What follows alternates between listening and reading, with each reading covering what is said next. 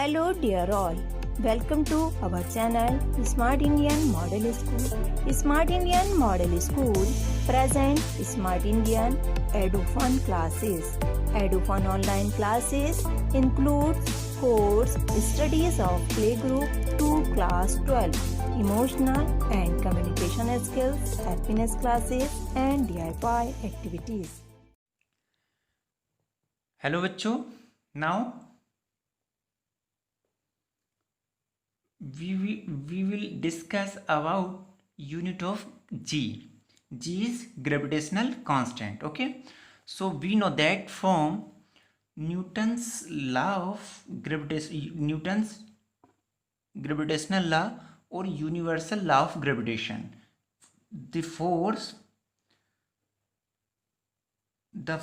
of attraction or gravitational force between two body is directly proportional to product of mass and m1 m2 product of mass and distance between them and inversely proportional to square of distance. Inversely proportional to square of distance between them. So इसको combined form में जब हम लिख रहे थे तब क्या हो रहा था, F is equal to G m1 m2 over r square. Clear? So where g is a constant which is known as which is called universal gravitational constant. इसको क्या बोलते हैं हम? universal gravitational constant. Clear? इसका unit क्या होगा? what is the unit of g? So इसका unit क्या है ये हम फाइंड करेंगे. Clear? Okay, so we may write this equation. कैसे लिख सकता हूं मैं इसको? F into R square over m1 m2 is equal to G. ठीक है, यहां से मैंने g का वैल्यू फाइंड कर लिया, r का साइड चेंज किया आर स्क्वायर का. सो यहाँ पर डिवाइड, यहाँ ये क्या कहाँ पहुंचेगा? मल्टीप्लीकेशन में. m1 m2 मल्टीप्लीकेशन में, ये कहाँ पहुंचेंगे? डिवाइड में. क्लियर? ओके, सो अगर मुझे g का यूनिट लिखना है यानी यूनिट ऑफ g क्या होगा? f का यूनिट यानी unit of f into unit of r और उसका स्क्वायर, है ना, over unit of mass into unit of mass. यानी अगर मुझे इसका यूनिट लिखना है सो मैं सिंपल है, देखिएगा जी काय पे डिपेंड कर रहा है? फोर्स पे एंड डिस्टेंस के स्क्वायर पे एंड मास पे, मास ऑफ बॉडी पे, mass of product of mass of two bodies. So लेकिन जी डिपेंड नहीं करता है, सॉरी, जी कांस्टेंट है, किसी भी फैक्टर पे डिपेंड नहीं करता है. लेकिन अगर उसका यूनिट लिखूंगा मैं सो इसके फॉर्मूले में क्या आ रहा है? यही टर्म तो आ रहा है. सो इन्हीं टर्म्स का यूनिट अगर मैं लिख दूं सो मुझे जी का यूनिट मिल जाता है. सिंपल है. किसी भी अगर आप फिजिकल क्वांटिटी का यूनिट लिख रहे होते हैं तब आपको क्या करना है? सिंपल है, उस यूनिट का फॉर्मूला लिखें, उस सारे जो यूनिट नॉन है आपको उनका वैल्यू, उनका यूनिट पुट कर देते हैं. ठीक है, सो एफ फोर्स है, इसका यूनिट हमको नॉन है, क्या होता है? न्यूटन. आर क्या है? R is the distance between two body. Okay, so R distance है, सो इसका यूनिट क्या हो जाएगा? मीटर हो जाएगा. स्क्वायर हो रहा है तो स्क्वायर कर देते हैं. एंड एम क्या है? मास ऑफ बॉडी. सो इसका यूनिट क्या हो जाएगा? केजी हो जाएगा. एंड सेकंड भी ऑल्सो मास है, m2 इज ऑल्सो मास, तो इसका यूनिट भी क्या हो जाएगा? केजी हो जाएगा. क्लियर? सो यूनिट ऑफ जी क्या हो जाएगा? न्यूटन मीटर स्क्वायर पर KG square. Clear?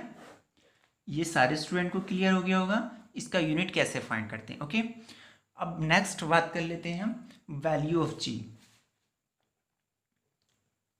Value of g, gravitational constant. Okay, so we know that from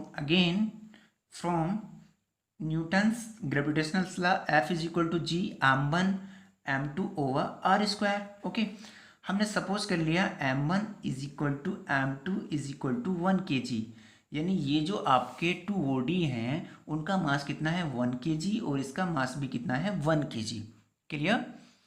सो क्या हो जाएगा formula? And distance between them is 1 metre. Okay, यानी टू बॉडी हैं, उनके मास कितने हैं? 1 kg और उनके बीच का डिस्टेंस कितना है? 1 मीटर है. तब यहाँ पर क्या हो जाएगा, देखिएगा arc and R is equal to हमने सपोज कर लिया 1 metre, so F is equal to क्या हो जाएगा जी। ओके, सो कैसे डिफाइन करेंगे हम इसको। ओके बच्चों, सो इसको डिफाइन कर लेंगे।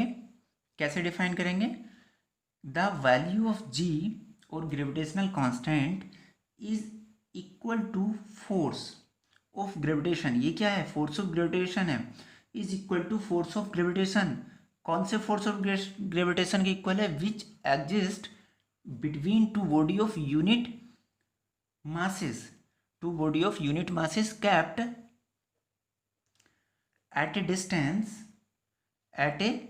Distance 1 metre to each other. Okay, यानी जो ग्रेविटेशनल कांस्टेंट है जी, उसका वैल्यू क्या होता है, ग्रेविटेशनल फोर्स के इक्वल होता है जो फोर्स 1 kg मास और 1 मीटर डिस्टेंस पर रखी हुई बॉडी के बीच में एक्ट होता है, एक्सर्ट होता है। क्लियर। ओके, प्रैक्टिकली जो इसका वैल्यू हम फाइंड करते हैं, सो जी का वैल्यू आता है, जी का जो वैल्यू होता है वो होता है 6.67, इसको ध्यान रखेंगे, 6.67 इंटू 10⁻⁻11 यूनिट अभी बताया हमने, न्यूटन मीटर स्क्वायर पर kg स्क्वायर। क्लियर। सो जी का वैल्यू क्या होता है, 6.67 इंटू 10⁻11 न्यूटन मीटर स्क्वायर पर kg स्क्वायर। क्लियर, इसको याद रखेंगे, ध्यान रखेंगे। ओके, यदि आपको हमारा वीडियो अच्छा लगा हो तो आगे की वीडियो की नोटिफिकेशन प्राप्त करने के लिए कृपया बेल बटन दबाएं और चैनल सब्सक्राइब करना ना भूलें। Please subscribe our channel of Edufun classes. Thank you for watching.